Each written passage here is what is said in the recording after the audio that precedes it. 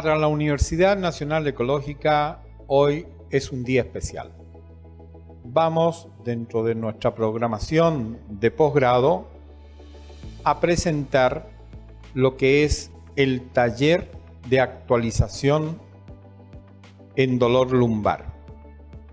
Y cuando digo dolor lumbar, efectivamente estoy hablando de un dolor bastante molesto que se produce durante muchísimo tiempo, se hace casi crónico y que junto con otros dolores desconciertan de pronto a las personas porque están buscando precisamente alguna alternativa para que se alivie el dolor, y si no han hecho un diagnóstico adecuado no van a lograr el éxito terapéutico. Hay otros dolores también muy molestos y que tienen más o menos el mismo comportamiento en un paciente. Por ejemplo, el dolor de la fibromialgia o ciertos otros dolores que desgraciadamente las personas van detrás solamente de aliviar el dolor. La migraña es otro de esos ejemplos. La persona con migraña siempre lo que quiere es aliviar su dolor de cabeza. Y el de famoso dolor de espalda busca lo mismo, solo que para poder realmente darle un adecuado enfoque terapéutico a este tipo de dolores que son muy molestos, que son muchas veces hasta invalidantes, no te quieres ni levantar de la cama por el dolor y cada vez vas haciendo menos actividades precisamente porque te duele tanto que ya no haces lo mismo de antes. Estas personas, generalmente en la búsqueda del alivio, recurren rápidamente a los analgésicos y van buscando y muchas veces reciben muchas recomendaciones: toma esto, hazte esto otro, frótate con tal cosa, etcétera, etcétera. Incluso la visita a la farmacia buscando cada vez un analgésico más potente, y por esa vía siempre van a encontrar algo más potente. Pero en definitiva, ante la falta de diagnóstico preciso, el dolor lumbar no se resuelve por esas vías. Y hay que considerar que el dolor lumbar es efectivamente, dentro de la población de trabajadores, una de las primeras causas de jubilaciones por invalidez. Es decir, miles de personas que están con dolores lumbares de pronto ya ni siquiera lo pueden continuar trabajando, y desde ese punto de vista acceden a las jubilaciones en una edad realmente temprana. Por otra parte, cuando el dolor se alivia, la gente tiene la impresión que solucionó el problema. Y ahí les vuelvo a reiterar que sin una precisión diagnóstico y una terapéutica concreta, precisa, en manos de especialistas, estos dolores se transforman en un tormento para la vida de las personas que lo sufren. Hoy este taller cuenta con muchos participantes, estudiantes de diversos semestres de la carrera de medicina, de fisioterapia y muchos otros profesionales que están conectados a nuestra señal. Pero fundamentalmente cuenta con los dos grandes especialistas que van a conducir este taller. Tenemos al doctor José Cuellar Núñez. Él es neurólogo, especializado en el Instituto de Neurología de Olindo Couto, de Río de Janeiro, en Brasil, con maestría precisamente en tratamiento del dolor, conferido por la Universidad de Salamanca de España. Es miembro de la Federación Latinoamericana de Traumatología, de la cual ha sido su vicepresidente, y actualmente es profesor de neurología de la Universidad Católica de São Paulo, Brasil. Tenemos, por lo tanto, un gran profesional que nos va a compartir todas sus experiencias y todas sus recomendaciones en lo que es la actualización del tratamiento del dolor. Por otra parte, el segundo profesional que nos acompaña es el doctor Diego José Cuéllar. Él es médico especializado en ortopedia y traumatología y con una subespecialidad precisamente en cirugía de columna. No cualquier traumatólogo trata columna. Tiene que tener una formación específica realmente para poder tratarlo, y el doctor Diego José Cuéllar es precisamente uno de estos especialistas. Sus estudios los ha cursado en el Sanatorio Allende de Córdoba, Argentina, en el Instituto de Traumatología y Ortopedia de Río de Janeiro, en Brasil, y también en la Fundación Médica San Cristóbal de Santiago de Chile. Su formación profesional es de alta calidad y lo tenemos también esta noche con nosotros para impartir el taller. Todos los asistentes del taller podrán realizar preguntas a ambos profesionales, pero las deberán realizar vía chat, de forma tal de que aprovechemos el máximo la experiencia que nos pueden ellos comunicar, y las preguntas deben ser bastante precisas para que nosotros se las traslademos oportunamente a nuestros dos profesionales. La coincidencia de nombre no es coincidencia. José Cuéllar Núñez y Diego José Cuéllar son miembros de una familia de vocación médica. Ambos, como muchas otras familias en el ámbito de Santa Cruz, son por vocación parte de una familia que dedica un gran esfuerzo no solo en la formación de los profesionales que la componen, sino que fundamentalmente en el trabajo en equipo a futuro.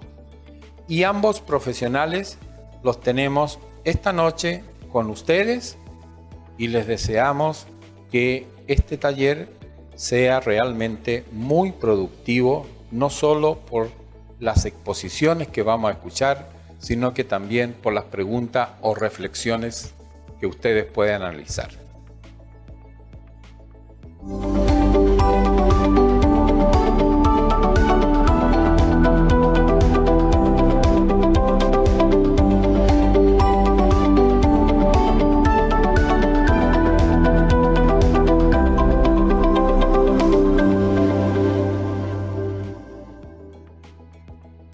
Muy buenas noches. Es un agrado para nosotros participar de este taller de un tema tan importante como es el dolor de columna.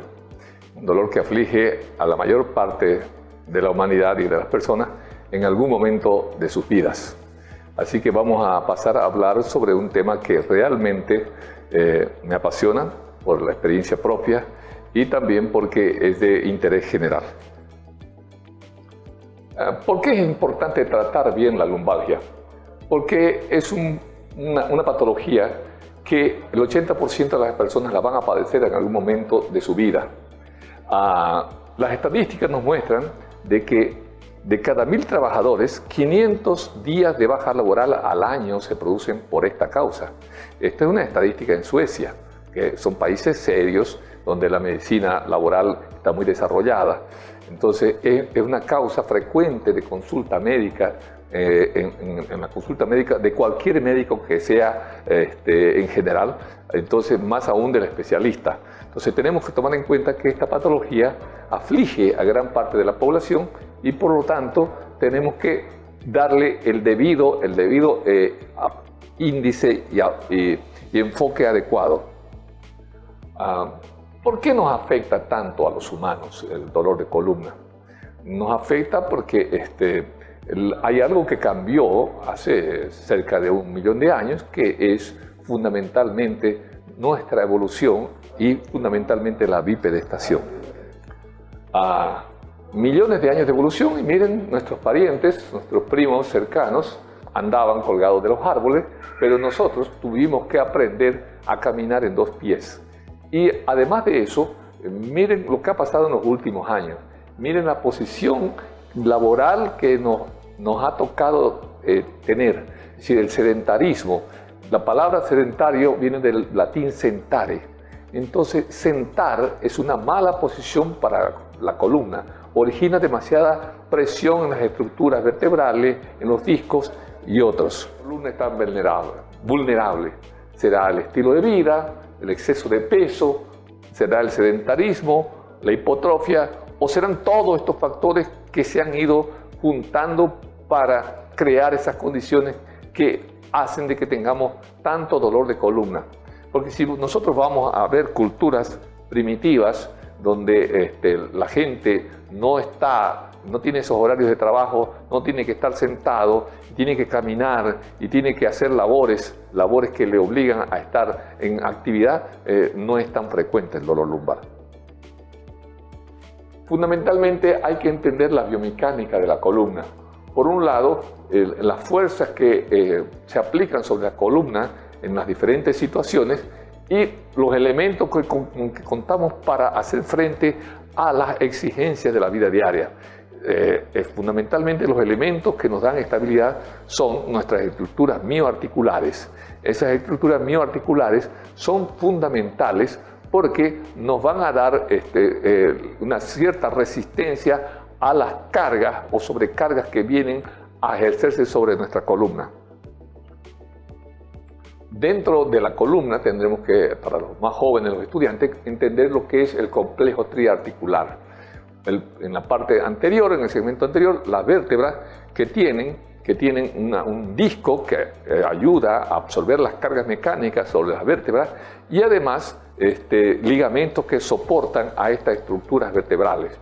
Pero además, como elemento de sostén posterior, tenemos las facetas articulares, que son las que de cierta manera direccionan un poco el movimiento, pero también sufren mucho cuando nosotros por algún motivo hacemos mala fuerza, hacemos movimientos ergonómicos que son equivocados. De la columna. Este es un grabado de Natchenson como muestra cómo la presión intradiscal va aumentando desde la posición supina cuando estamos acostados a la posición sentada o a la posición de pie. Miren que ustedes, la mayor carga siempre se ejerce cuando estamos sentados, la presión discal aumenta.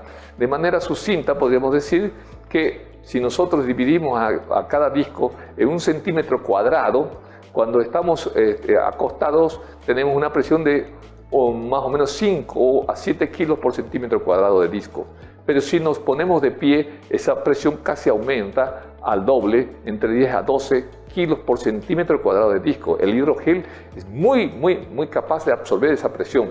Más de eso ya no. Y si estamos sentados, la presión aumenta a 20 kilogramos por centímetro cuadrado de disco. Imagínense cuál es la peor postura biomecánica, ergonómica para la columna, es estar sentado. A eso, esa sobrecarga sobre esas estructuras, tenemos que agregarle los elementos de fijación que nos permiten absorber las cargas y no sufrir sobrecargas y estiramientos. Son el complejo de todos los ligamentos que ustedes van viendo, ligamentos longitudinal anterior, posterior, los ligamentos interespinosos y un elemento fundamental, los músculos de la región anterior y posterior que envuelven al abdomen y a la columna. Ahí lo vean Cristiano Ronaldo, él puede soportar todos esos esfuerzos inmensos que se hace gracias a que tiene una estructura muscular de los músculos paravertebrales y de los músculos abdominales, teniendo una gran contención de las fuerzas que se aplican sobre la columna. Entonces, de manera sucinta para los más jóvenes que entiendan esto, es que estos 3 elementos son una tríada fundamental. La sobrecarga, pero a eso viene la estabilidad que se va perdiendo con el tiempo por pérdida de elasticidad de los ligamentos, porque el disco baja de altura o porque los músculos han aflojado la tensión. Entonces la sobrecarga en exceso y con los elementos de estabilidad que se van dispersando va originándose una inestabilidad y finalmente el final de la historia es la degeneración. La degeneración traducida en elementos vertebrales, en que aparecen artrosis, aparecen pinzamientos, aparecen osteofitos dentro de las estructuras por las sobrecargas que se aplican de manera exagerada sobre nuestra estructura vertebral. Para evitar esto tenemos que usar la ciencia que es la ergonomía y la biomecánica. Entonces, la ergonomía nos permite utilizar adecuadamente nuestro cuerpo de manera a evitar las tensiones. Ahí ven ustedes un individuo pegando un objeto a su cuerpo para levantarlo con las piernas y no con la columna toda encorvada. Si tenemos un peso muy grande, lo tenemos que levantar entre dos personas de manera que repartimos las cargas. O usar un elemento como un carrito que nos va a dispersar las cargas en un elemento que rueda, y es el gran invento de la humanidad, pues fue la rueda, y ahí vemos cómo nos sirve la rueda para descargar el peso que estamos transportando. Todo el elemento es de la sobrecarga de la degeneración se traduce fundamentalmente en una estructura que es la que va a sufrir, que son los discos intervertebrales y las estructuras de las facetas, que son los elementos que sobrecargan y en el final de la historia van a sufrir una degeneración y van a originar los síntomas por las compresiones que se van a dar acá a nivel de la... Y estas son las imágenes para mostrarnos cómo estos elementos se conjugan, no uno, sino a veces varios elementos para producir los cuadros clínicos que nosotros estamos acostumbrados. Una hernia discal, a veces se asocia a una espondilolistesis, ¿no? Y este continuo hipermovilidad por la listesis va a originar cambios facetarios más acentuados, donde se va cerrando el espacio interior de la vértebra, de la chuleta, como quisiéramos decirle en lenguaje popular, y finalmente también los elementos blandos se van hipertrofiando como el ligamento amarillo, terminando todo esto en un cuadro que muchas veces es aparatoso, con grandes dolores axiales en la parte posterior de la columna que irradia hacia las nalgas, y si se acompañan con elementos de alteraciones a nivel de los forámenos, de los recesos, va a dar clínica radicular con un dolor, como una descarga eléctrica que baja por la pierna, y el paciente muchas veces lo describe como un dolor de diente. Eso es un dolor de diente en la pierna, es un dolor que va y que viene, y que a veces parece una descarga, me muevo y me da una descarga por toda la pierna y no me deja dormir. Y eso es muy importante. Eso debe llamar a la preocupación. ¿Cuándo preocuparse con esto? Cuando el dolor no lo deja al paciente a pesar de que toma antiinflamatorios. Cuando el dolor le produce una cierta deficiencia en la marcha, ya él no puede moverse adecuadamente, no puede hacer sus labores de la vida diaria. Cuando comienza a tener trastornos en la sensibilidad de un segmento de la pierna, y más aún cuando comienza a perder la fuerza. Estos son elementos que son importantes entenderlos para después saber qué vamos a hacer. Primero, la primera pregunta es qué entender de todo esto, cómo se comporta la mecánica vertebral, para después saber qué podemos hacer para frenar este proceso, para aliviar al paciente y para dar las medidas acertadas en el caso de esta patología.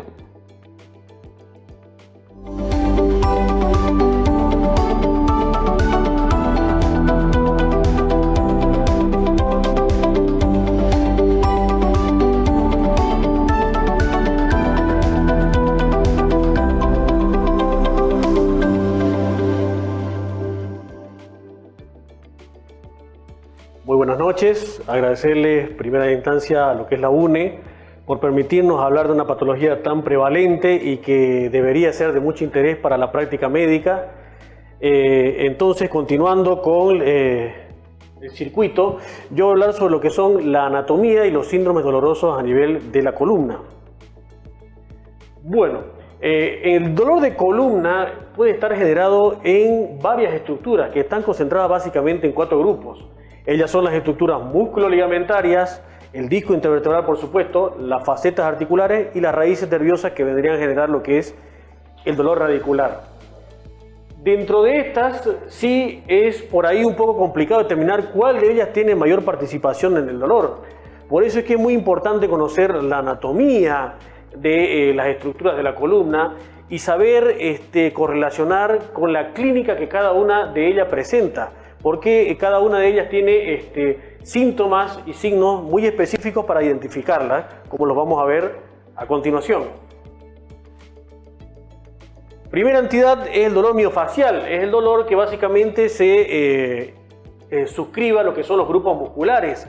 Tiene ciertas características muy visibles en los cuales palparemos los famosos puntos gatillos, los trigger points, o lo que muchas veces la gente dice, doctor, siento un nudo que a nivel muscular, que eso me está generando el dolor. Entonces eso generalmente corresponde a lo que es un dolor miofacial. También tiene ciertos patrones, como lo veremos a continuación, y gran parte de las causas están condexadas en lo que son los factores ergonómicos. Es decir, la mala postura que tenemos en el día a día y no nos damos cuenta, favorecen de gran manera la aparición de este tipo de dolor. También se han identificado factores externos como el estrés, la fatiga muscular, que generan a la larga lo que es el dolor muscular crónico, donde se ha identificado que hay disminución claramente de los fosfatos de alta energía. Un poco difícil de describir, muchas veces se lo cataloga como sordo y tiene localizaciones en base al grupo muscular que vendría a estar afectado. Por ejemplo, cuando está el cuadrado lumbar se manifiesta la flexión lateral de la columna, el psoas por supuesto la flexión de la cadera y el piriforme cuando hacemos rotación externa de la misma. Vemos acá los patrones más o menos los cuales se pueden ubicar en la localización a nivel del glúteo. El segundo dolor, que es bastante discutido, es el dolor discogénico. ¿Por qué puede producir teóricamente dolor el disco? Porque está provisto de lo que son fibras nerviosas alrededor, que son las fibras del nervio sinovertebral o de Luschka, y que solo la capa externa de este anillo van a tener inervación sensitiva, las cuales van a permitir generar dolor. Respecto al cuadro clínico, igualmente presenta un dolor un tipo sordo. Por ahí la principal maniobra para evocarlo vendría a ser lo que es la flexión del tronco o la columna lumbar para manifestarlo.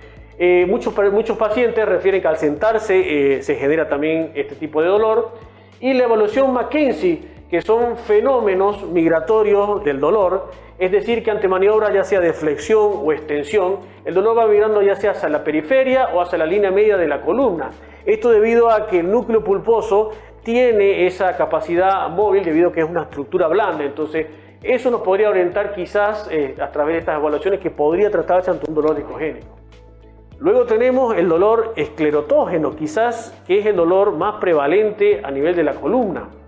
¿Por qué se produce el dolor esclerotógeno? Porque las estructuras de la faceta están equipadas para transmitir dolor, que son las fibras nerviosas tipo C, por ejemplo, presentes en la sinovial y como están presentes en la cápsula sobre todo. También se ha identificado que hay mediadores inflamatorios dentro de esta para facilitar el dolor, como la sustancia P y el péptido relacionado con el gel de la calcitonina. En estudios, a través de inyecciones en facetas en individuos sanos, básicamente se han reproducido los patrones de dolor que luego los veremos, y este tipo de dolor claramente se corrobora la gran prevalencia que causa dolor crónico en un 40%, es decir, un muy alto porcentaje. Las principales entidades características del dolor facetario vendrían a ser la sinovitis idiopofitaria, la osteoartritis por supuesto, quistes sinoviales y la sacroileitis, que es una por ahí patología muy subdiagnosticada, para que el estar cerca de las estructuras facetarias genera un dolor muy similar. La inervación de la columna dorsal, por supuesto, equipada para transmitir dolor, de la raíz común, se desprende un pequeño ramo posterior que es el ramo dorsal. Ese ramo dorsal va a emitir tanto ramo medial, lateral, intermedio, cuya función será inervar a todas las estructuras del arco posterior, en este caso las articulaciones facetarias, transversas. También lo que es fundamentalmente el ramo medial, que es importante identificarlo porque en base a él nos vamos a guiar para los tratamientos intervencionistas. Ese es el punto donde funciona los procedimientos del dolor a nivel del dolor esclerotógeno. También vemos que este ramo también inerva lo que son los músculos paraespinales. facetario. El cuadro clínico, esto es muy importante tenerlo en claro, porque si lo tenemos en claro vamos a hacer un correcto diagnóstico de un dolor que es quizás el más frecuente en la columna. Entonces tiene ciertas características, a veces el paciente es sordo, a veces siente como pequeñas disestesias, hormigueos a nivel de lo que es la zona lumbar.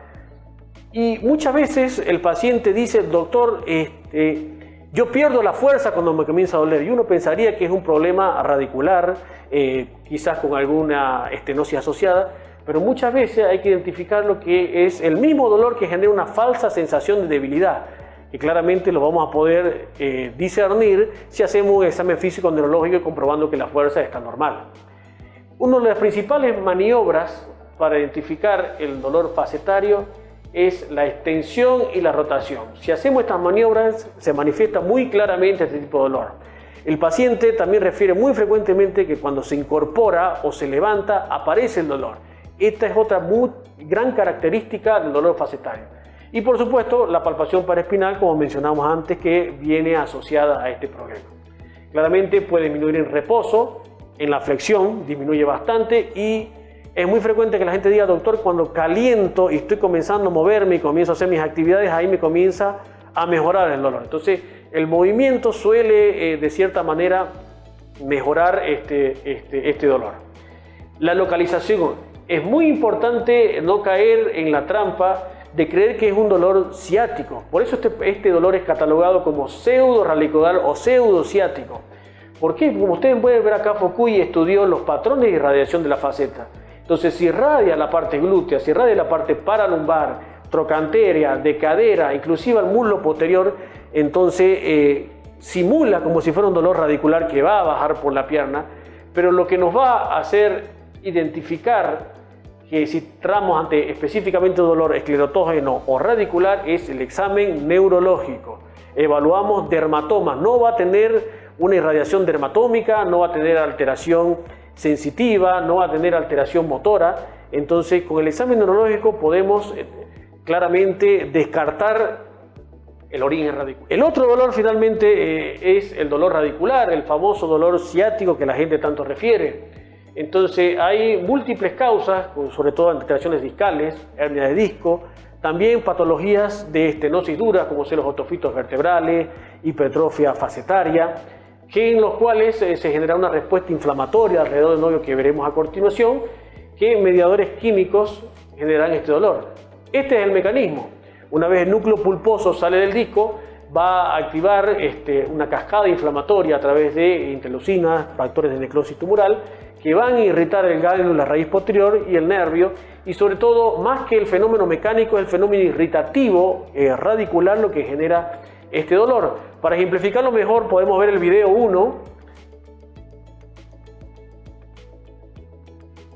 Ahí vemos claramente cómo el desgaste discal es una de las entidades que facilita básicamente la compresión radicular a nivel posterior.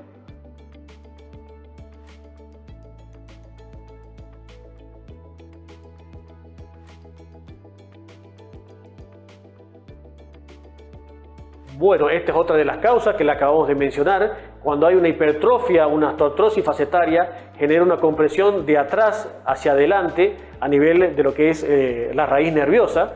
Esa es otra de las causas importantes.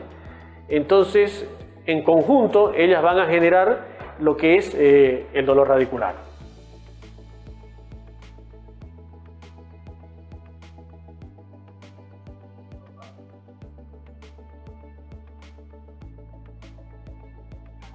Ya viendo nuevamente las causas, son básicamente las que mencionamos, las hernias, las estenosis foraminales que los vimos en el video, la estenosis de canal y por supuesto las espondilolistesis. Respecto a la clínica, es importante que a diferencia de los otros dolores que suelen ser un poco más difusos, sordos, este es un dolor claramente neuropático. El dolor neuropático tiene ciertas características. A nivel radicular inferior, tiene características lacinantes, es decir, una descarga que el paciente siente en todo el territorio dermatómico de la pierna. También siente características urentes, es decir, siente que le quema. Viene acompañado también a veces de parestesia, hormigueos, entonces que son claros característicos de un indicador de que estamos ante una presencia de dolor nervioso.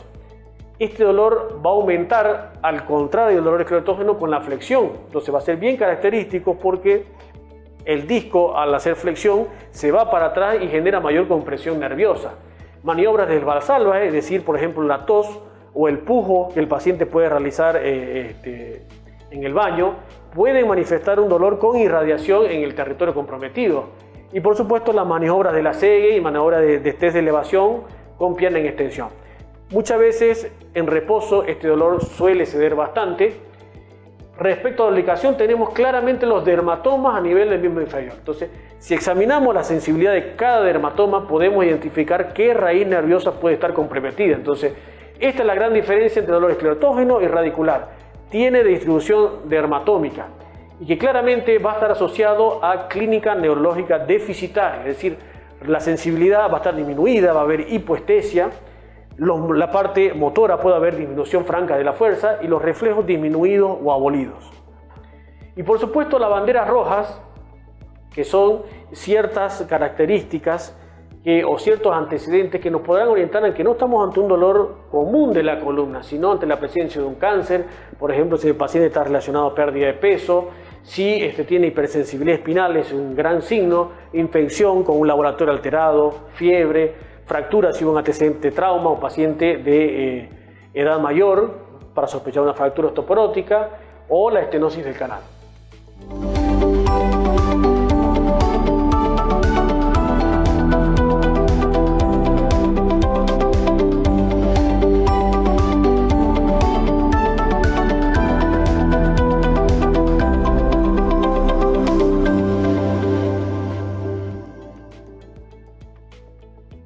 Y ya que hablamos de la biomecánica, de la clínica, ahora vamos a hablar del diagnóstico, fundamentalmente del diagnóstico clínico electromiográfico. La electromiografía es un estudio que nos permite evaluar las patologías periféricas, en este caso los dolores radiculares, yendo muy relacionado al contexto neurológico.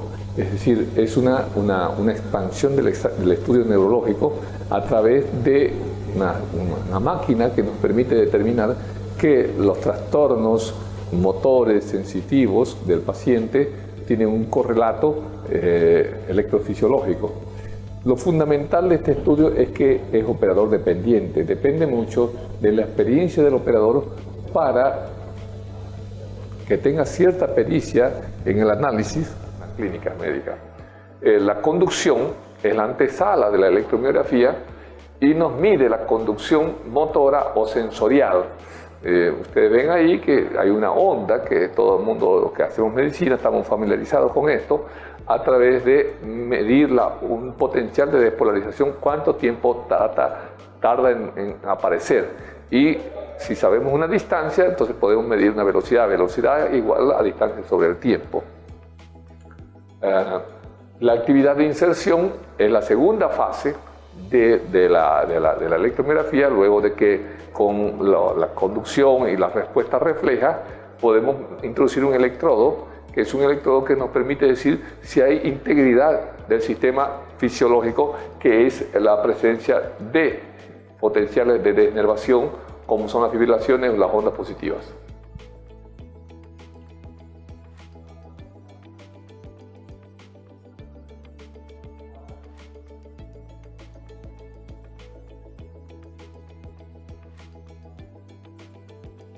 De esta manera entonces estamos viendo de que se está produciendo una conducción generalmente que permite hacer una topografía, un seguimiento de las vías nerviosas.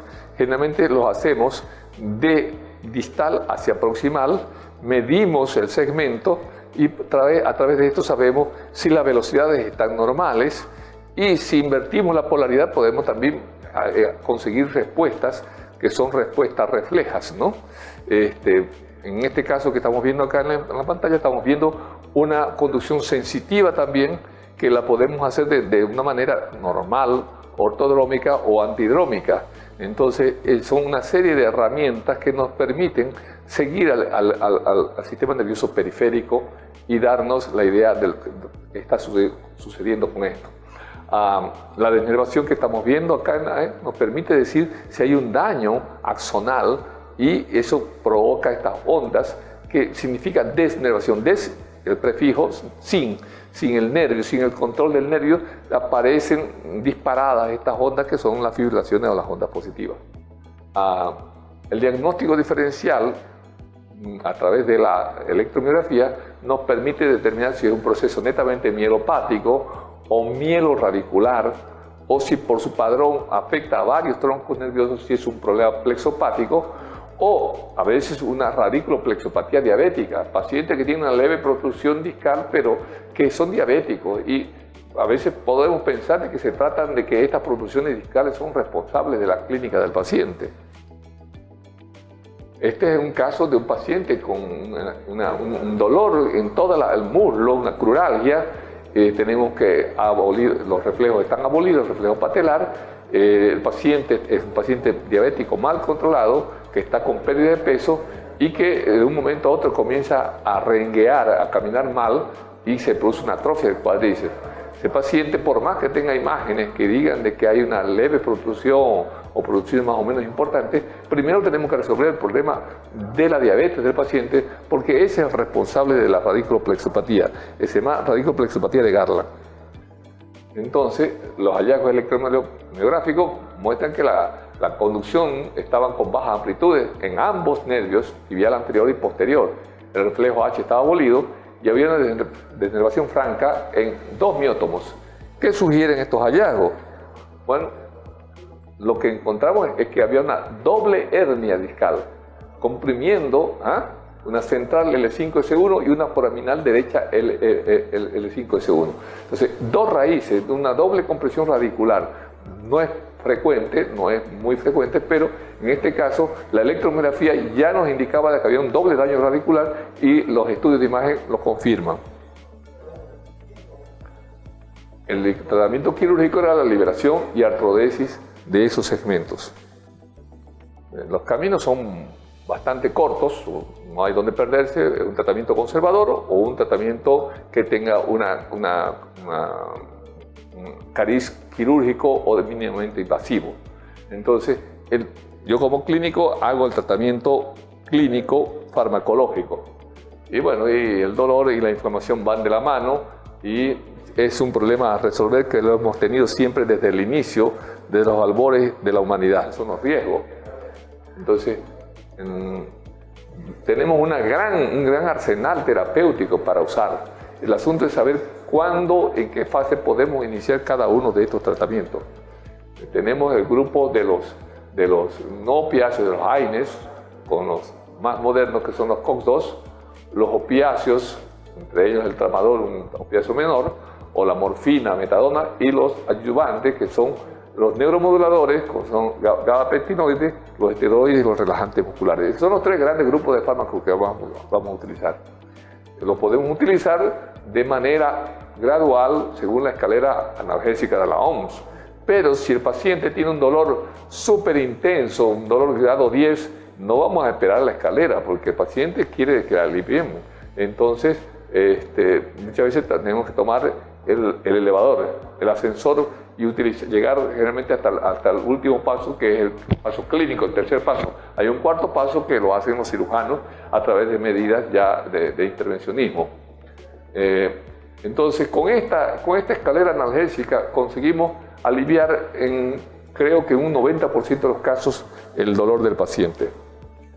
Los relajantes musculares, pues tenemos varios, carisoprodol, la ciclobenzaprina, pero uno escoge el que le resulte más conocido, pero solos no funcionan a gran escala. Realmente tienen que estar asociados a antiinflamatorios o a opioides inicialmente débiles. Los corticosteroides han sido utilizados también desde el inicio del siglo XX como para el dolor lumbar y con buenos resultados. Pero hay que saber cuándo usarlos y en quiénes usarlos, porque no podemos usarlo en un diabético, no podemos usarlo en un paciente que tiene infecciones o que tiene sangrado. Pues tenemos que saber usarlo y ver los beneficios, pero también los riesgos que implica el uso de los corticoides. Las vías pueden ser ya sea la vía intramuscular o cuando tenemos, por ejemplo, un caso bien focalizado, bien estudiado, podemos utilizarlo a través de la vía epidural o en bloqueos selectivos radiculares que se hacen y que tienen un mejor resultado. Los AINES, todo el mundo los conocemos, tenemos un sinfín de AINES, el asunto es saber cuál podemos usar y cuál nos funciona en dolor agudo. Y hay que comparar la efectividad de uno con el otro y comparar los AINES no selectivos con los selectivos como los COX-2, que en algún momento fueron satanizados, pero tienen una gran ayuda porque tienen realmente una acción mucho más selectiva. Fundamentalmente lo que hacen los AINES es, especialmente los inhibidores de la COX, tanto de la COX-1 como de la COX-2, disminuyen el proceso de la cascada inflamatoria cuando se produce una lesión. Entonces acá vemos la cascada inflamatoria que se inicia por una lesión y que va a sensibilizar a las fibras periféricas, ahí a la entrada del asta posterior, y liberando sustancia P y glutamato. Entonces todos los AINES van a disminuir la cascada inflamatoria y con eso modulan un poco el proceso inflamatorio y por consiguiente el dolor. Si queremos hacer un poco de historia, tenemos que saber que el primer antiinflamatorio que actúa a nivel de la COX-1 es la aspirina y el Bayer. Si es Bayer es bueno, dicen, ¿no? Así que, bueno, Bayer fue el laboratorio y la persona que comenzó a transformar esto que eran la corteza de sauce en un producto que pudiera ser mesurado, medido y sabemos cuánta dosis estamos aplicando. No lo mismo que aplicar un ungüento o una sustancia líquida en donde no sabemos la concentración. Entonces interviene en el ciclo del ácido araquidónico y la formación de la prostaglandina fundamentalmente y secundariamente en la agregación plaquetaria. El desarrollo de los AINES ha sido como el desarrollo de la aviación. Comenzamos con unos avioncitos que eran muy poco potentes, monomotores, y ahora tenemos unos tremendos AINES que parecen un Concorde, pero hay que balancear la eficacia con los riesgos. La eficacia con la disminución del dolor y la inflamación, y los riesgos fundamentalmente por los riesgos gastrointestinales y los riesgos vasculares. Ante los riesgos, ¿qué hacer? El perfilar al paciente, la edad del paciente. Paciente que tiene 70 años, le vamos a dar un Parecofsib, que es un excelente antiinflamatorio. Cuidado, si tiene historia de vasculopatía, si tiene antecedentes de diabetes, tiene antecedentes de que es fumador, olvídense, no le podemos dar ese paciente porque nos va a hacer en cualquier momento un infarto agudo del miocardio o un proceso vascular cerebral. Entonces, si hay trastornos renales también hay que tener cuidado con ellos. A descargo de los antiinflamatorios sabemos que fumar aumenta el riesgo de infarto agudo del miocardio 200 a 300 veces por ciento comparado con el uso de AINES. Entonces, bueno, prefiero darle un antiinflamatorio que un cigarro a un paciente. Los opioides son realmente, como dicen los brasileños, un cuchillo de doble filo, pero bien afilado y usando el filo adecuado puede aliviar el dolor severo especialmente. Y hay que saber cuál es el que vamos a escoger. Los clínicos comenzamos con un opioide débil como es el tramadol, que actúa a nivel de los receptores MU a nivel periférico y también actúa a nivel fundamentalmente de la recaptación de serotonina y no la adrenalina. Entonces anda muy bien cuando dosificado adecuadamente y asociado con otras medidas terapéuticas. Si el caso lo amerita, si es un caso súper agudo con un dolor de grado 10, se puede dar morfina o en su defecto utilizar codeína porque a veces no está tan disponible en los centros médicos. Los neuromoduladores fueron el gran alivio para los dolores neuropáticos consecuentes a las compresiones radiculares. La gabapentina y la pregabalina. La gabapentina con sus dosis que llegan a una dosis techo de 3.600 miligramos y la pregabalina que nosotros podemos llegar hasta 300 miligramos sin mayores problemas. Fundamentalmente actúan a nivel del asta posterior, en el ganglio de la raíz posterior y en el asta posterior, fundamentalmente inhibiendo los canales de calcio. Este es el mecanismo por el cual evitan la liberación de sustancias proinflamatorias o excitatorias a nivel del presináptico, que hace de que llegue menos aferencia nociceptiva hacia el asta posterior.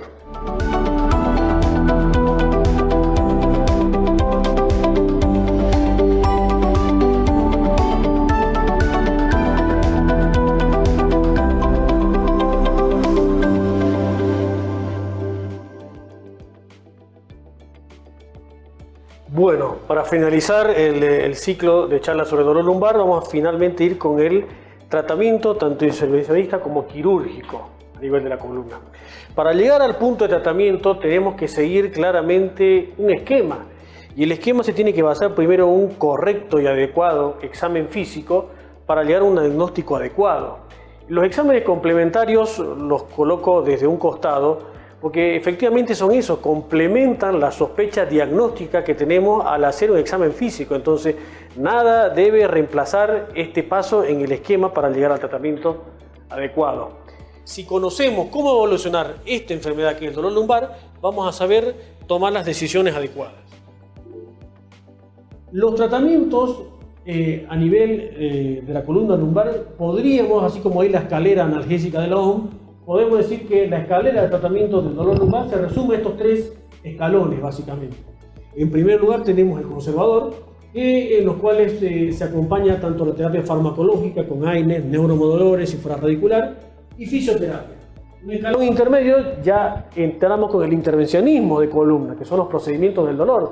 Ahí tenemos el bloqueo radicular, epidural, facetario y la rosotomía por radiofrecuencia, que veremos luego.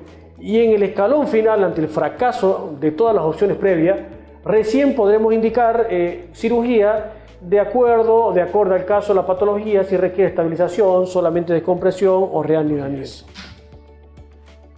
Ya tratando puntualmente los síndromes dolorosos, el síndrome de dolor lumbar puro, que vendría a corresponder a lo que es el dolor discogénico, tenemos el intervencionismo en base al bloqueo intradiscal, que está sobre todo indicado en ciertas patologías como la osteocondosis erosiva o el dolor discogénico, pero con un alivio muy a corto plazo, no funciona a mediano y largo plazo. Y tenemos la discografía, que más que como tratamiento nos sirve como método diagnóstico, que ya lo discutimos, que es un poco controversial. Pasando al dolor esclerotógeno, que es quizás el más frecuente en la columna, tenemos varias alternativas intervencionistas. Tenemos el bloqueo facetario, que es el más comúnmente realizado. Da un alivio a corto y mediano plazo, sobre todo en patologías que son inflamatorias. Tenemos el bloqueo ramo medial, que más que como tratamiento funciona como diagnóstico. Es decir, si claramente hay un alivio del dolor al inyectar lidocaína en el ramo medial, entonces va a ser este problema plausible a que funcione la risotomía por radiofrecuencia. Que claramente la risotomía es el procedimiento que nos va a generar un alivio más sustancial y un poco más prolongado que el bloqueo facetario. Y vimos una muy buena evolución del paciente. Y finalmente, en el dolor radicular, el tratamiento intervencionista, tenemos varias opciones. Están los bloqueos epidurales por varias vías, los interlaminares, transforaminales, caudales por el hiato sacro. Entonces, claramente los trabajos dicen que están indicados en dolor radicular los corticoides, como mencionó el doctor Cuellar. Su mejor uso en el dolor de columna es el dolor radicular por vía epidural. Entonces, claramente están indicados en este tipo de dolor. Hay un gran porcentaje de pacientes que, gracias al alivio que les generan estos procedimientos, se evitan la intervención quirúrgica.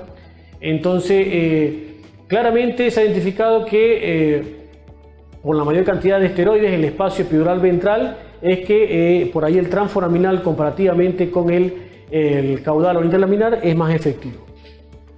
Y el tratamiento quirúrgico claramente está reservado a aquellos que han sido refractarios a todo lo anterior. El gol estándar, por supuesto, en la microdisectomía.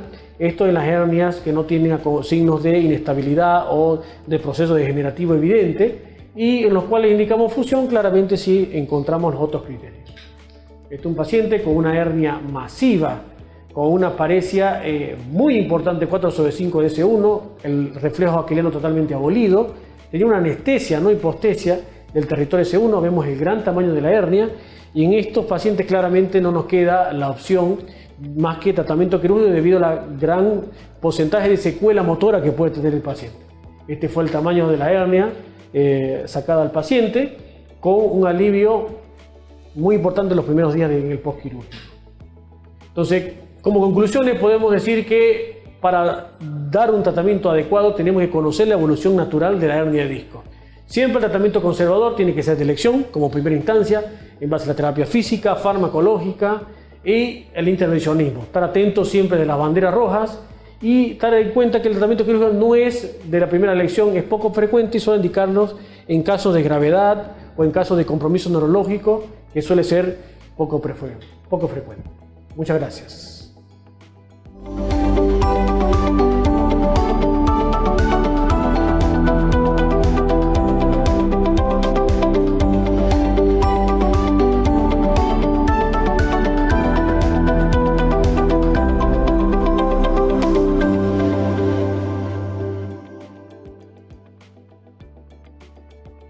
Bueno, y para cerrar vamos a responder un par de preguntas que nos hicieron los participantes.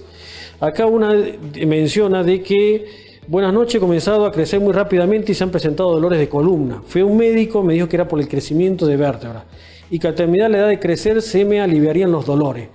¿Es posible que esto suceda? ¿Qué debo hacer mientras tanto para aliviar los dolores? Claramente hay que hacer una evaluación correcta para ver qué tipo de columna tiene el paciente. Dolores relacionados a crecimiento vertebral, claramente no existe la figura esa. Entonces, como mencioné, existen 3-4 dolores de columna que están encapsulados en el dolor puro, el dolor esclerotógeno, dolor radicular y dolor atípico. Entonces, en alguna de estas categorías debe estar catalogado el dolor y para ello lo ideal sería que vaya al especialista en columna para que le demos el tratamiento adecuado. Otra pregunta. Soy chofer, termino el día con mucho dolor de espalda. Cada vez compro analgésico más fuerte en la farmacia, pero ya nada me alivia. Algunas veces me trato de parar y no puedo porque me da un dolor muy intenso en la espalda. ¿Qué puede ser? Es un dolor lumbar postural. Entonces es importante entender de que el individuo taxista, tiene una actividad sedentaria.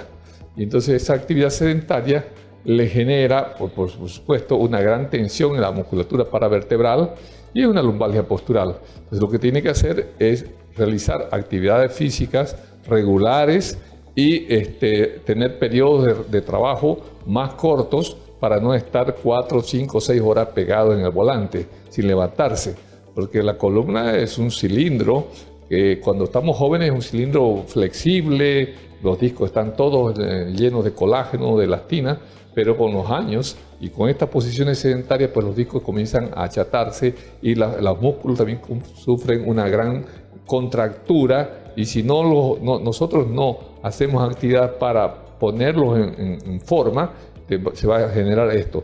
Ese dolor que él refiere que en la parte baja del lumbar va a terminar evolucionando después de un dolor posiblemente radicular. Eso, el consejo sería que vaya a un servicio de fisioterapia donde le enseñen a hacer ejercicios para la columna, le den medidas ergonómicas adecuadas y que tengan periodos de trabajo adecuados a las cargas que se le pueden aplicar a su columna. Perfecto. La última pregunta. Tengo un dolor que recorre la parte interna de mi pierna derecha. Me hago fricciones, se alivia un poco, pero no desaparece. Mi vecino me dice que puede ser de la columna. ¿Qué especialista debo ir? Fui a un traumatólogo, me pidió radiografías, después de verla me dijo que todo está bien, pero sigo con el problema. Bueno, claramente explicamos que los dolores en miembros inferiores hay que descartar un dolor radicular. El dolor radicular claramente no lo vamos a poder diagnosticar en un estudio simple con una radiografía. Tenemos que recurrir a una resonancia para ver si se trata de una compresión nerviosa a nivel de la columna. Entonces lo ideal es visitar por ahí el especialista de columna para que evaluemos, vemos si corresponde la resonancia y en base a eso vamos a dar un tratamiento adecuado, ¿no? Bueno, perfecto, agradecemos la invitación a la UNE por permitirnos hablar de un tema de tanto interés, tanto a los médicos como a la población en general, y esperamos seguir educando y transmitiendo estos conocimientos a toda la población, ¿no? Sí. Gracias también a la universidad por permitirnos crear este escenario para realmente ayudar a la gente a entender qué pasa con su columna y a convivir con la columna que tienen, porque hay un dicho que dice viva bien con la columna que tiene. El profesor Quinópolis de Brasil, que tiene un libro de columna, decía viva bien con la columna que tiene. Es cierto, no todos tenemos la misma columna, no todos tenemos la misma estructura de sustentación a nivel muscular, ligamentar. Entonces, tratar de buscar orientación de gente que sepa el asunto para convivir con esos problemas o tratar de frenarlos en su defecto. Gracias a todos.